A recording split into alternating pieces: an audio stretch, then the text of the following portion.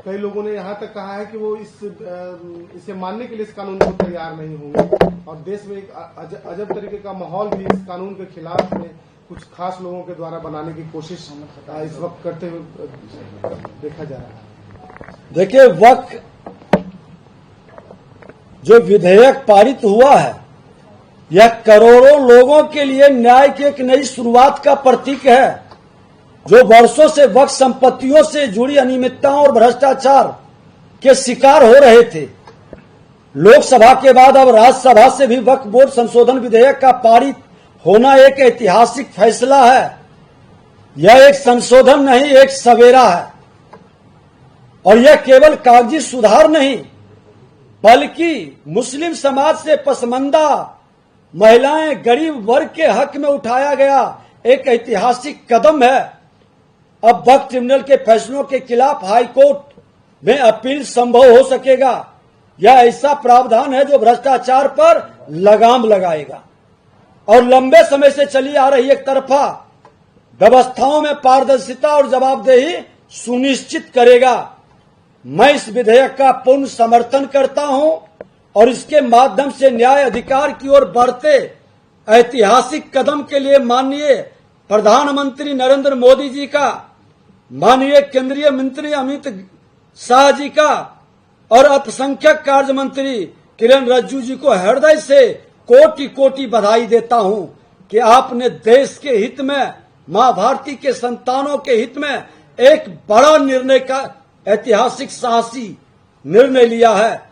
साथ ही जनहितकारी विधेयक को समर्थन देने वाले एनडीए के सभी सांसदों और दलों को भी दिल से बधाई देता हूं कि राष्ट्र की बात जब आती है तो जो राष्ट्रवादी हैं वो एक साथ खड़े हो जाते हैं।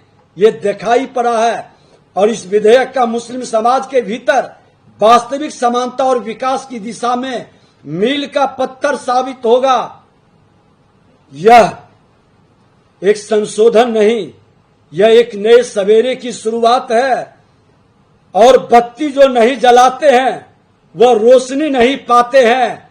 आज बत्ती जला है, नया सवेरा, नया रोशनी का शुरुआत हुआ है।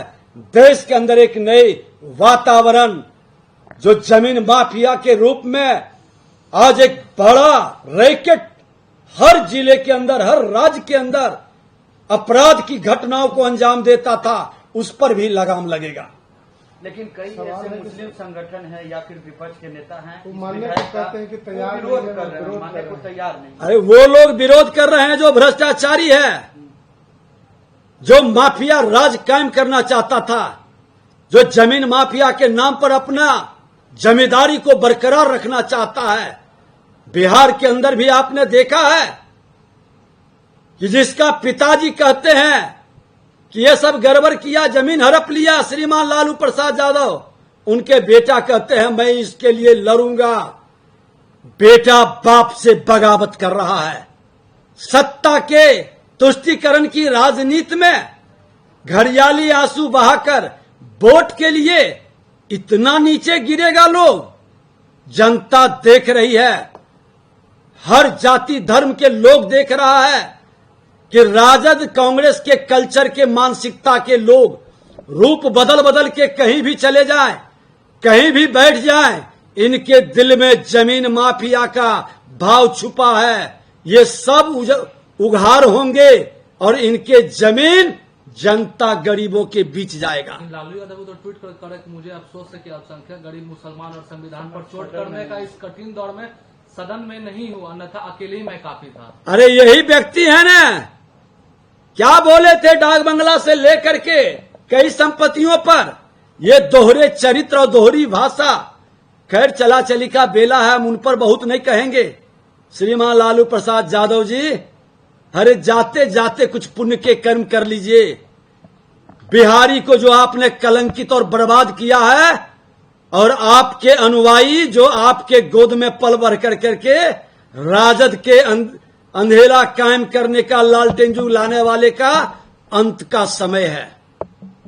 ये मोदी जी के उजाले का, सुबह का, सवेरा का अवसर का शुरुआत हो गया है। इसलिए अब चिंता नहीं कीजिए, चैन से अपनी जिंदगी जी चुके हैं, आने वाले पीढ़ी को चैन से जीने का अवसर दीजिए। जिस तरीके से समर्थन किया है आपके सहयोगी जदयू ने, लेकिन अब जदयू पार्टी जितने अल्पसंख्यक समुदाय के लोग वो भी धीरे धीरे इस्तीफा दे रहे हैं।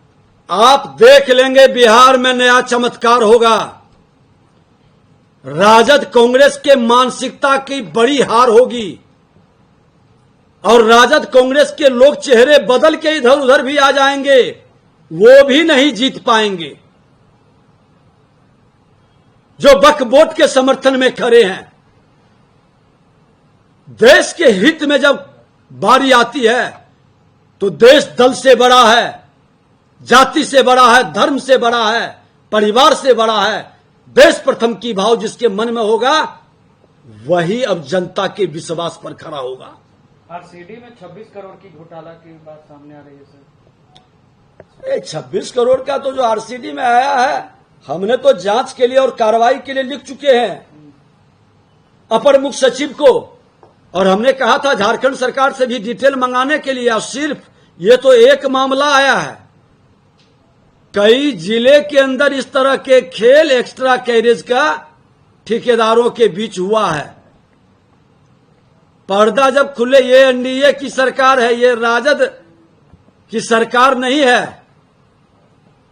पर्दा जब उठेगा तो कई चेहरे का नकाब हट जाएगा। अच्छा, ये अमित शाह ने जिस तरीके से संघर्ष किया इस वक्फ बिल को लेकर संसद में, जिस तरीके से किया, उसको लेकर क्या कहेंगे? मैं तो बधाई देता हूं कि ये जो राष्ट्र के हित में अपने को समर्पित कर दिया है कि तेरा वैभव अमर रहे मां, हम दिन चार रहे न रहे, वो इस तरह के साहसिक निर्णय लेते हैं।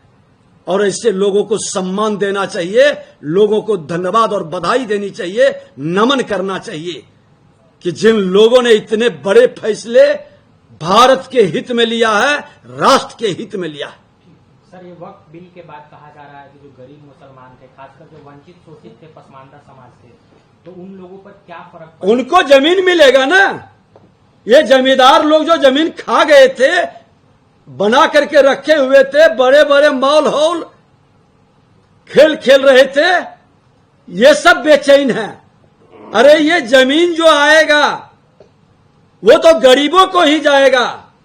मुस्लिम समाज में जितनी गरीबी है, उस गरीब की चिंता कभी आपने देखा है कि उस समाज के जो आका हैं, माफियागिरी करने वाले, उन्होंने उठाया है? सिर्फ वोट की राजनीति करते हैं।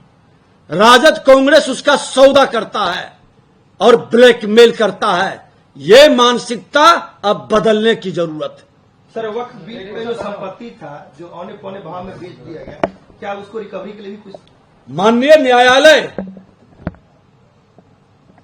सक्षम बड़ी है, संविधान का संवैधानिक संस्था है, और जिन लोगों ने नहीं मानने का चेतावनी दे रहा है उसको जेल जाना पड़ेगा। ये पाकिस्तान नहीं, हिंदुस्तान है, नरेंद्र मोदी की सरकार है, और नरेंद्र मोदी की सरकार में कानून नहीं मानेंगे, संविधान का किताब लेके चलेंगे। लोकसभा राज्यसभा में जो विधेयक पास हो गया, आधी रात तक बहस हुई और उसके बाद भी कह रहे हैं कि हम नहीं मानेंगे, वो राष्ट्रद्रोही है। ऐसे लोगों को इमीडिएट गिरफ्तारी होनी चाहिए और जेल में डालना चाहिए। जो कानून संसद के अंदर बना, संसद में पारित हुआ, संसद में बहस हुई, संविधान के बड़ी संस्था और संवैधानिक संस्था के अंदर अगर जो विश्वास नहीं है तो राष्ट्र का हितैषी कतई नहीं हो सकता। सर, वक्फ विधेयक पर बीजेद ने अपना रुख बदला है और वोट अधिकार सांसदों के विवेक पर छोड़ा। नवीन पटनायक ने अपने सांसदों के विवेक पर छोड़ा है। हमने राष्ट्र के हित में जो भी लोग होंगे वो निश्चित तौर पर इसके साथ होंगे। खुला बहस हुआ है, इसलिए ईफ बट का कहीं अब कोई जगह नहीं है। तमिलनाडु के मुख्यमंत्री ने स्टालिन ने वक्फ विधेयक के सुप्रीम कोर्ट में चुनौती देने का। माननीय न्यायालय में सबको अधिकार है जाने का, लेकिन आप जब लोकसभा में बहस किया, भागीदारी की, लोकतंत्र के सबसे बड़े मंदिर में जब पास हुआ तो लोकसभा लोकतंत्र का सम्मान क्यों नहीं करती? लोकतंत्र का सम्मान नहीं करने वाला ये लोग लोकतंत्र का हत्यारा है, लोकतंत्र विरोधी है। ऐसे मानसिकता को अब कुचलने की जरूरत है। न्यूज नेशन अब व्हाट्सएप पर खबरों के ताजा अपडेट के लिए न्यूज नेशन के इस QR कोड को स्कैन करें।